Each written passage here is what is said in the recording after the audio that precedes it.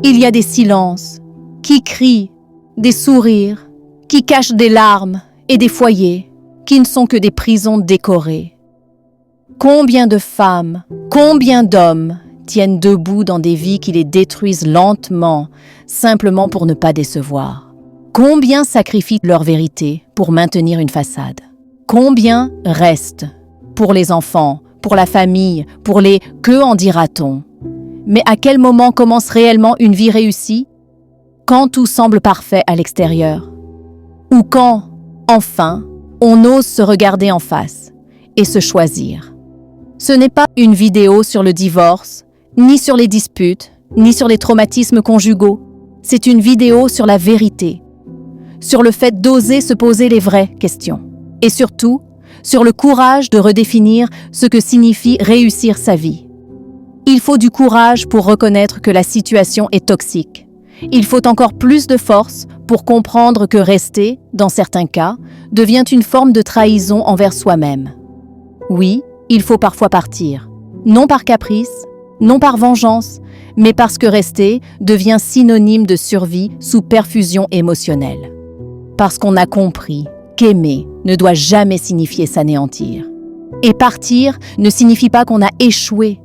Partir, c'est choisir la vie, c'est poser un acte de vérité, c'est oser se dire « je mérite mieux », même seul, même en reconstruction, même avec toutes mes blessures.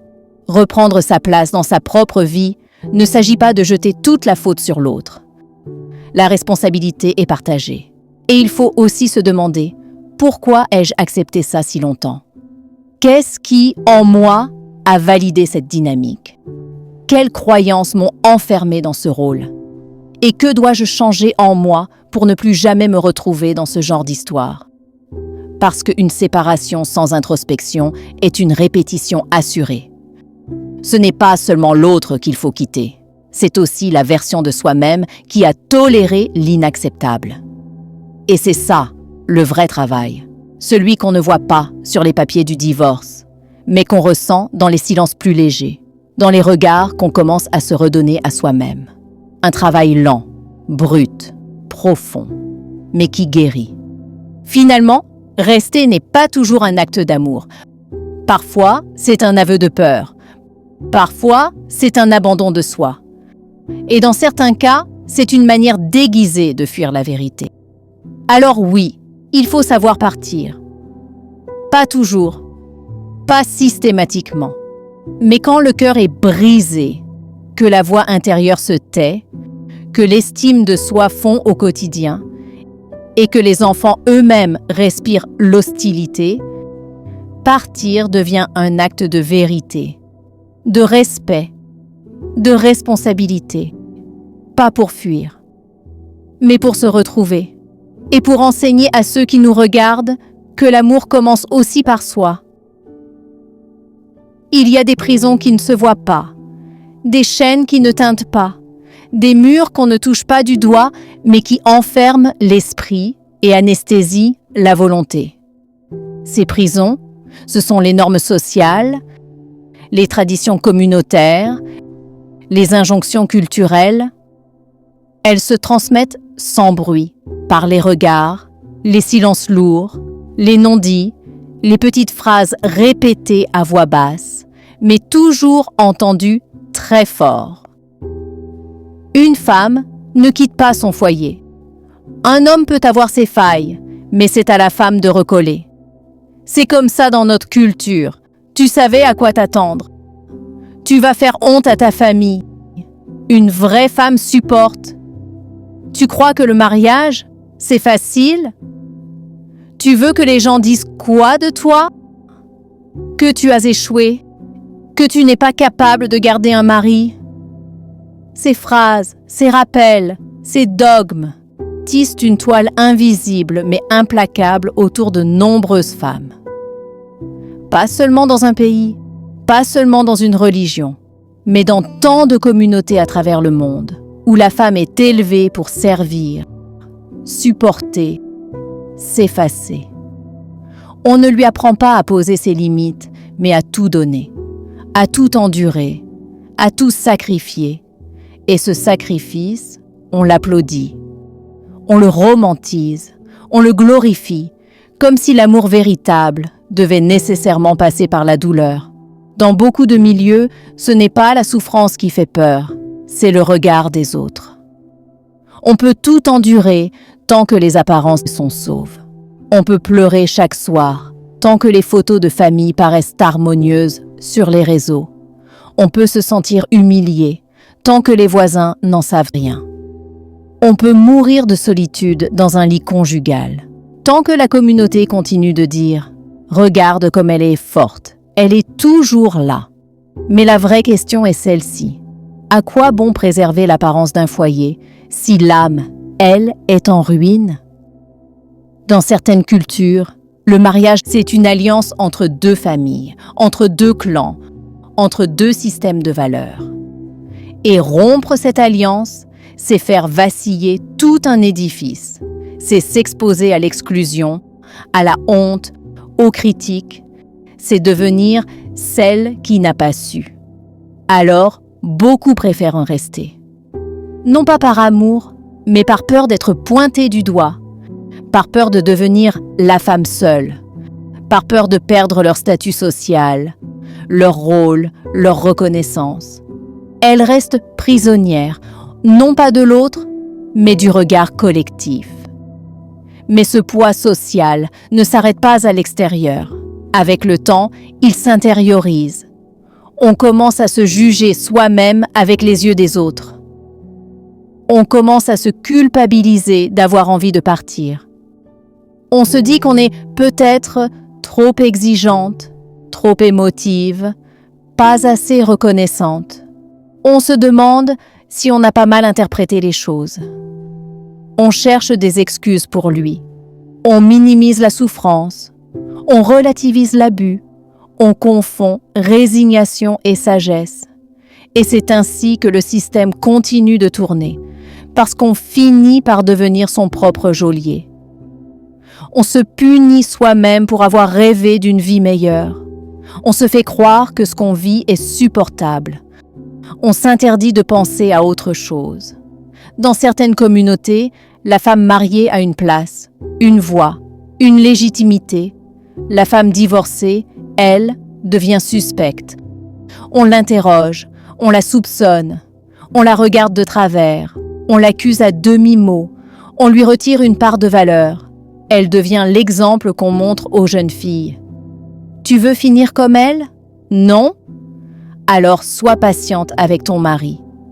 Et cette peur, la peur d'être rejetée du groupe, d'être seule dans les repas de famille, d'être évitée dans les fêtes communautaires, d'être exclue des confidences, pousse beaucoup de femmes à privilégier l'appartenance au groupe plutôt que leur propre bien-être. Elles étouffent dans le rôle qu'on leur a assigné, mais elles ne s'autorisent pas à le quitter. La vérité, c'est que l'on ne vit pas pour les normes. On vit pour être en paix avec soi-même. La vérité, c'est que la dignité d'une femme ne se mesure pas à sa capacité à endurer un homme, mais à sa capacité à se respecter, même quand tout le monde autour d'elle lui demande de se taire. La vérité, c'est qu'aucune tradition ne mérite qu'une femme se perde. Aucune culture ne devrait valider l'humiliation ou la domination. Aucune communauté ne devrait faire taire la souffrance au nom de la réputation. Et parfois, dire non, c'est ouvrir une brèche dans le mur du silence. C'est permettre à d'autres femmes de se poser les bonnes questions. C'est oser affronter les regards pour préserver ce qu'il reste de soi. C'est refuser que la peur des autres continue de dicter ses choix. Les normes sociales peuvent être utiles. Elles créent du lien, des repères, un sentiment d'identité. Mais quand elles deviennent des carcans, quand elles imposent le silence, quand elles légitiment la douleur au nom de l'honneur, alors elles deviennent toxiques. Et il faut avoir le courage, le vrai, le profond, le dur de remettre en question ce qui est ancien, mais injuste. De dire tout haut ce que beaucoup taisent, de marcher seul s'il le faut, plutôt que de se noyer au milieu des applaudissements. Parce que le respect de soi commence là où s'arrête la peur du regard des autres. Il y a des douleurs qui ne crient pas. Elles ne laissent ni bleu, ni cicatrices visibles. Mais elles rongent, lentement, en silence. Elles se logent dans les replis de l'âme, dans les silences prolongés, dans les sourires forcés. Et parce qu'elles ne se voient pas, on les ignore. Parce qu'elles ne s'entendent pas, on les nie. Parce qu'elles ne font pas saigner, on les minimise. C'est ça, la souffrance invisible. Elle commence doucement, par une parole rabaissante, par un regard méprisant, par un geste sec, puis une indifférence chronique, par un « ce n'est rien » que l'on répète. Alors qu'en vérité, on sait que quelque chose se brise. Et parce qu'on ne veut pas déranger, parce qu'on ne veut pas faire de vagues, parce qu'on a honte d'avoir mal pour si peu, on ravale, on absorbe, on fait comme si de rien n'était, mais la répétition, c'est ce qui use. Ce n'est pas un orage qui détruit une montagne, c'est la goutte qui tombe, tous les jours, sans fin. À force de faire semblant, on s'oublie. On ne sait plus comment on se sent. On ne sait plus si ce qu'on vit est normal ou non. On finit par douter de ses propres perceptions. On commence à penser que c'est peut-être soi le problème. Que si on souffre, c'est qu'on est trop faible, trop fragile, trop exigeante. Et cette confusion mentale est pire que le rejet. Parce qu'elle t'éloigne de toi-même, parce qu'elle te pousse à devenir étrangère à tes propres émotions, à ta propre boussole intérieure. Cette souffrance invisible a un nom, l'usure morale. C'est elle qui te vide de ta vitalité.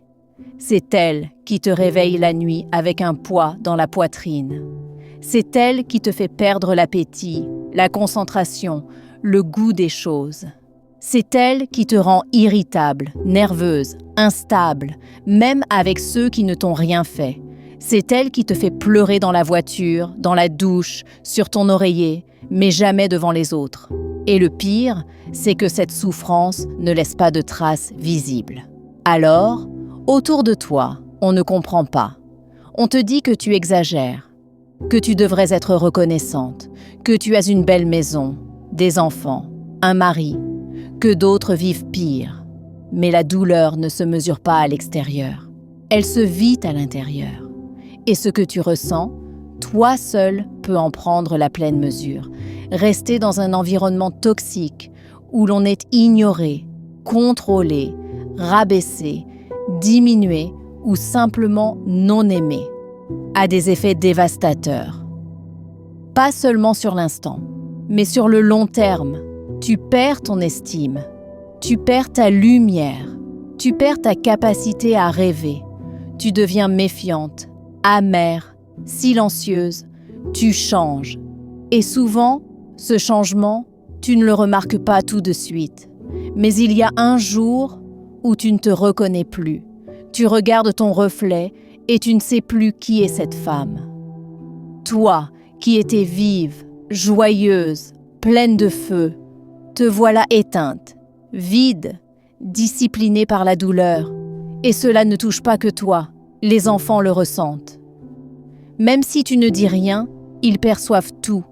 Ils voient tes silences, ils entendent tes soupirs, ils devinent tes larmes et ils apprennent, sans le vouloir, que l'amour, c'est souffrir. Que l'amour, c'est s'oublier. Que l'amour, c'est supporter. Tu ne veux pas leur transmettre ça, mais c'est ce qu'ils absorbent. Parce qu'on n'enseigne pas que par les mots. On enseigne par ce qu'on accepte, par ce qu'on tolère, par ce qu'on endure. Alors, non. Ce n'est pas supportable. Ce n'est pas parce que tu ne cries pas que ce n'est pas grave. Ce n'est pas parce que tu continues à vivre que tu es vivante. Ce n'est pas parce que tu arrives à tout gérer que tu n'es pas en train de t'effondrer. Ce n'est pas parce que tu es fort que tu dois tout porter. Ce n'est pas parce que tu peux survivre que tu dois cesser d'aspirer à vivre pleinement. La souffrance invisible si elle n'est pas nommée, devient un poison lent. Et un jour, elle s'exprimera. Par ton corps, par tes maladies, par tes crises d'angoisse, par ta fatigue chronique, par des décisions prises dans la colère ou le désespoir. C'est pourquoi il est urgent de regarder cette souffrance en face, de la reconnaître, de l'accueillir, de lui donner des mots et surtout, de prendre la responsabilité d'y mettre un terme. Pas forcément en criant, pas forcément en quittant tout du jour au lendemain, mais en reprenant doucement le pouvoir sur ton ressenti, ton corps, ta vérité. Tu as le droit d'aller bien. Tu as le droit d'être aimé autrement. Tu as le droit d'arrêter de souffrir. Tu as le droit de mettre un point final à un chapitre, même si tout le monde s'attendait à ce que tu continues. Parce que personne ne vit à ta place. Et que personne ne mérite d'être réduite au silence sous prétexte que ce n'est pas si grave. Si toi, tu as mal, c'est grave. Si toi, tu n'en peux plus, c'est suffisant. Et si toi, tu ne fais rien, alors personne ne viendra te sauver. Il y a une douleur qu'on ne voit pas venir.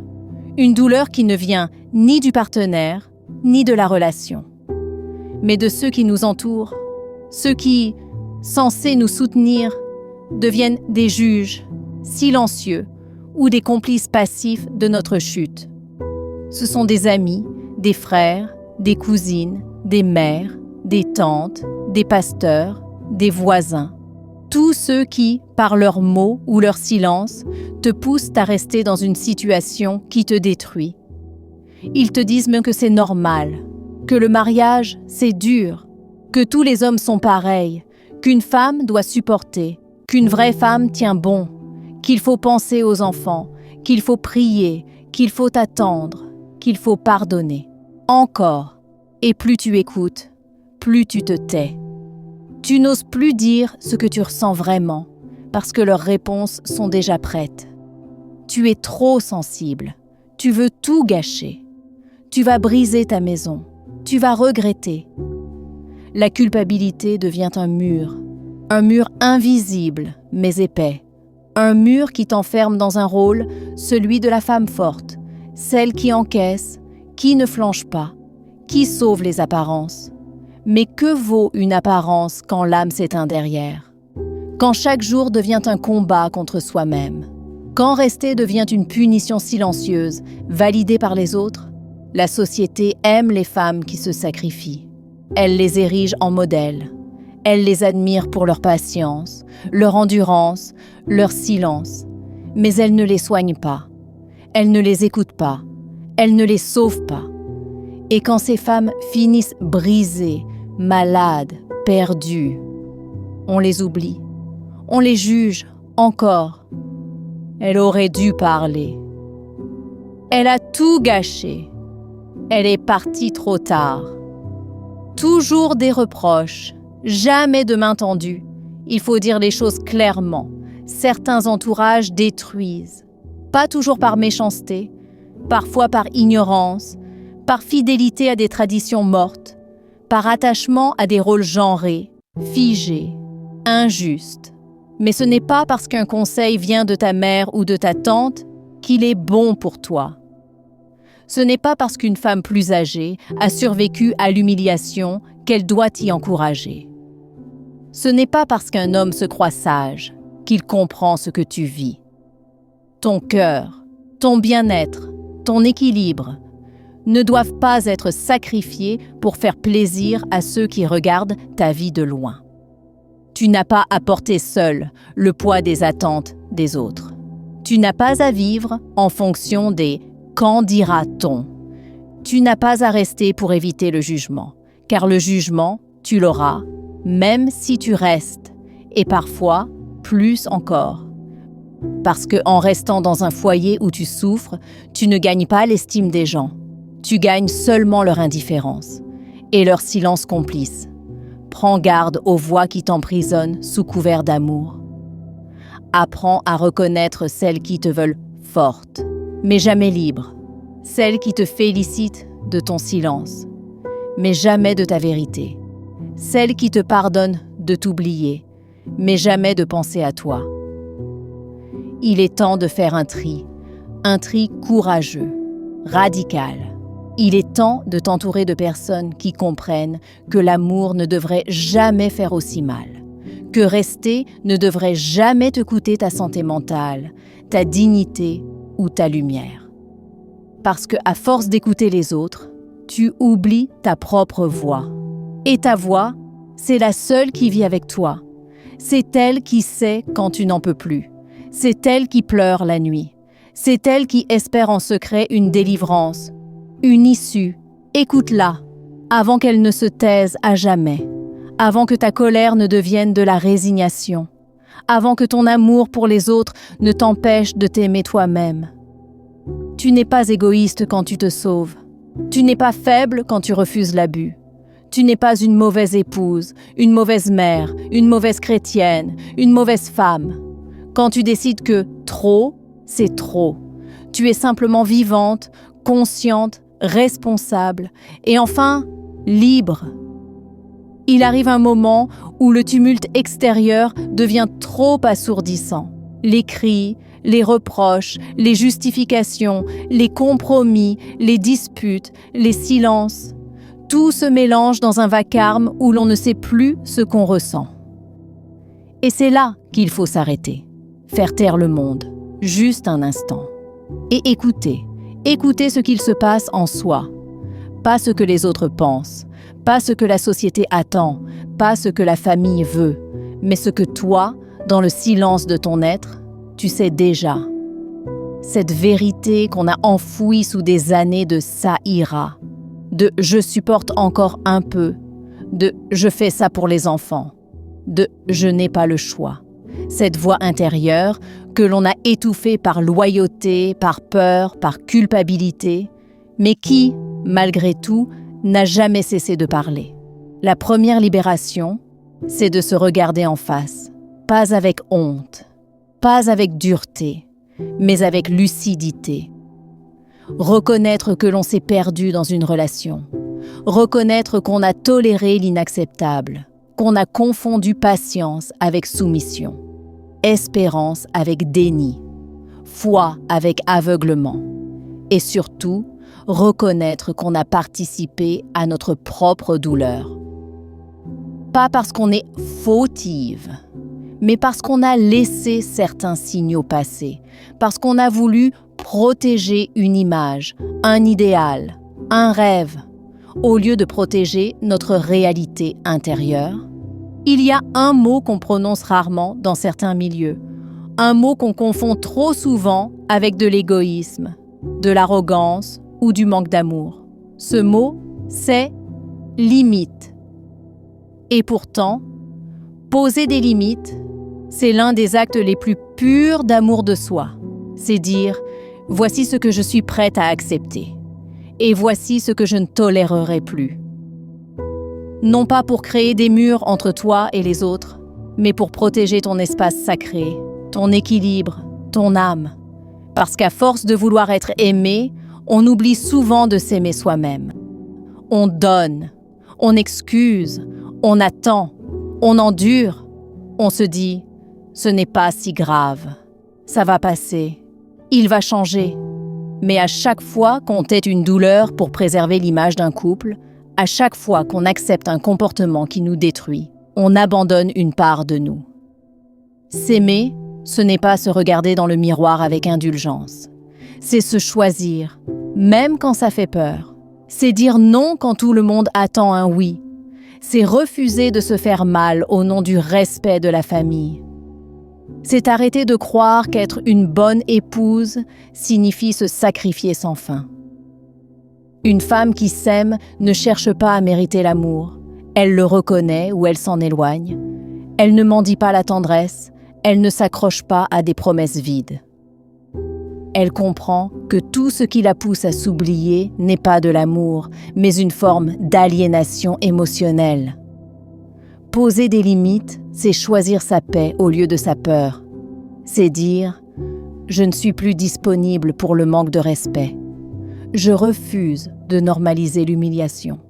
Je n'appartiens à personne. je m'appartiens à moi-même. Mais cela exige un courage rare, parce que poser une limite, c'est aussi risquer de décevoir, c'est faire face aux critiques, c'est perdre certaines relations qui ne tenaient que parce que tu restais en mode soumission silencieuse. Mais mieux vaut être seul dans la vérité que bien entouré dans le mensonge. Mieux vaut quelques pertes que de vivre toute une vie à genoux. Aucune femme ne devrait avoir à se déformer pour être aimée. Tu n'as pas à rétrécir ton cœur, à étouffer ton intelligence, à camoufler ta douleur sous des sourires figés. Tu n'as pas à porter le poids de deux dans une relation censée être équilibrée. Tu n'as pas à devenir la mère, la psychologue, la sauveuse, la thérapeute de ton compagnon. Tu as le droit d'exister pleinement, de penser, de dire, de ressentir, de choisir. Et si l'amour que tu reçois t'interdit cela, alors ce n'est pas de l'amour, c'est une prison. Apprendre à s'aimer, c'est réapprendre à vivre, à écouter ses besoins sans honte, à reconnaître sa valeur sans dépendre de l'approbation extérieure, à guérir des blessures anciennes qui nous ont fait croire que l'amour devait faire mal. S'aimer, c'est aussi apprendre à être douce avec soi, à se pardonner d'avoir trop accepté, à se féliciter d'avoir osé dire non, à célébrer les petites victoires intérieures. Ce jour où tu as refusé un mot blessant, ce jour où tu es parti au lieu de supplier, ce jour où tu as choisi ton calme plutôt que le chaos. Il n'est jamais trop tard pour apprendre à s'aimer, jamais trop tard pour poser des limites, jamais trop tard pour changer le scénario. Même après des années de silence, même après des enfants, des compromis, des cicatrices, la femme que tu es peut renaître. Pas pour plaire aux autres, mais pour se retrouver elle-même. Et cette renaissance commence par un acte simple, mais puissant, dire oui à soi. Un vrai oui. Un oui qui libère. Un oui qui guérit. Un oui qui trace une ligne claire. Je mérite le respect. Je mérite la paix. Je mérite l'amour, mais pas à n'importe quel prix. Tu as peut-être l'impression d'avoir tout perdu. Ton estime, ta voix, ta joie, ta lumière. Tu regardes ton reflet et tu ne reconnais plus la femme que tu étais. Tu ne sais plus à quel moment tout a basculé. À quel moment tu as cessé de vivre pour commencer à survivre. Mais laisse-moi te dire ceci avec une douceur ferme et une certitude profonde. Tu n'es pas fini, tu n'es pas brisé, tu n'es pas condamné à répéter les mêmes douleurs. Tu es en transition, tu es en mue, comme un arbre qui perd ses feuilles pour mieux refleurir. Tu es dans ce moment étrange et sacré où la vérité commence à faire plus de bien que le mensonge. Et c'est à partir de là que tout peut changer, parce que tu peux encore te relever, pas comme avant.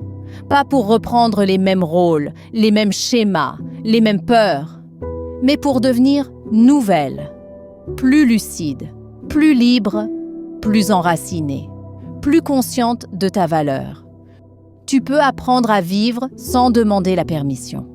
Tu peux recommencer à rêver, à créer, à exister pour toi. Tu peux aimer à nouveau, sans te trahir. Et surtout, tu peux choisir une vie qui te ressemble. Tu n'as pas à rester là où tu n'es plus aimé. Tu n'as pas à porter seul des responsabilités qui détruisent ton équilibre. Tu n'as pas à justifier ton droit au respect, à la paix, à la dignité. Il n'est pas trop tard pour reprendre le pouvoir. Pas celui qui écrase ou qui venge, mais celui qui reconstruit. Celui qui élève, celui qui dit « Je suis en train de guérir, je suis en train de grandir ». Je suis en train de revenir à moi. Tu n'es pas faible parce que tu as eu peur. Tu es humaine. Tu n'es pas naïve parce que tu as voulu croire. Tu es quelqu'un qui espérait. Tu n'es pas coupable d'avoir aimé quelqu'un qui ne savait pas aimer sainement. Mais tu es responsable de ce que tu acceptes désormais. Et c'est cette responsabilité-là qui te rend puissante. Tu peux écrire une nouvelle page, pas parfaite, pas sans douleur, mais vraie, alignée, libre. Tu peux devenir cette femme que tu regardes parfois dans tes rêves, celle qui parle avec assurance, qui marche avec sérénité, qui ne cherche plus à plaire, mais à être entière. Et tu n'es pas seule sur ce chemin. Il y en a d'autres. D'autres femmes, d'autres cœurs, d'autres parcours cabossés mais courageux, d'autres qui un jour ont dit « stop » et qui, depuis ce jour-là, n'ont plus jamais vécu à genoux. Ce message, ce n'est pas une fin. C'est un début d'amour-propre, un début de réveil, un début de vérité. Ce que tu n'as pas reçu hier, tu peux te l'offrir aujourd'hui. Ce que tu croyais perdu, tu peux le reconstruire autrement. Et ce que tu as traversé peut devenir la fondation d'une vie plus belle, plus juste, plus vraie. Alors respire, lève-toi et commence, même doucement, même fragilement. Commence à te traiter comme quelqu'un de précieux. Commence à t'adresser à toi-même comme à une amie. Commence à poser des choix qui t'honorent. Et rappelle-toi, ce n'est pas en t'écrasant que tu sauves tes enfants. C'est en leur montrant ce que signifie être debout. Tu as le droit de recommencer. Tu as le droit d'être heureuse. Tu as le droit de t'aimer, même maintenant. Ce n'est pas juste une histoire parmi tant d'autres. C'est celle de milliers de femmes, celle de générations entières, celle de sacrifices silencieux, d'attentes inavouées, de douleurs camouflées sous des sourires. Ce récit, c'est une gifle douce, une secousse, un appel. Pas à la révolte aveugle, mais à une prise de conscience puissante et libératrice. Il ne s'agit plus seulement de pointer du doigt l'autre, il ne s'agit pas non plus de s'enfoncer dans l'autoculpabilisation. Il s'agit de dire « J'ai participé à ma propre blessure, mais désormais, je choisis de participer à ma propre guérison. » Car il est temps d'arrêter de survivre, temps de désapprendre les réflexes qui nous ont enchaînés, temps de ne plus faire semblant pour les enfants, pour les voisins, pour la famille, temps de dire stop à la douleur présentée comme normalité, à l'amour réduit à une chaîne. Tu n'es pas venu sur cette terre pour t'effacer. Tu n'as pas été créé pour te diminuer. Tu n'as pas à t'éteindre pour tenir un couple debout. Tu as le droit de dire non, le droit de changer, le droit de guérir, le droit de réapprendre. Et surtout, tu as le devoir de ne plus te mentir. Tu ne peux pas exiger des autres qu'ils te respectent si toi-même tu ne poses pas de limites. Tu ne peux pas construire une vie apaisée sur des fondations de peur, de honte et de compromis toxiques. La vérité ne fait pas toujours du bien au début, mais elle guérit toujours à la fin. Alors que faire maintenant? Se regarder en face, pas pour s'accabler, mais pour comprendre, pour apprendre, pour faire autrement. Car ce que tu tolères aujourd'hui, tu l'enseignes à tes enfants comme étant acceptable. Ce que tu ne règles pas, tu le leur transmets en héritage émotionnel. Et ce que tu guéris devient une promesse de liberté pour ceux qui viendront après toi. Ce texte n'est pas une condamnation, c'est une invitation à te choisir, à faire la paix avec toi, à créer une vie qui ne te vole plus ton souffle. Une vie où tu n'as pas besoin de supplier pour exister. Une vie où tu es enfin entière. Pas parfaite, pas sans cicatrices, mais libre, responsable, alignée et pleinement vivante.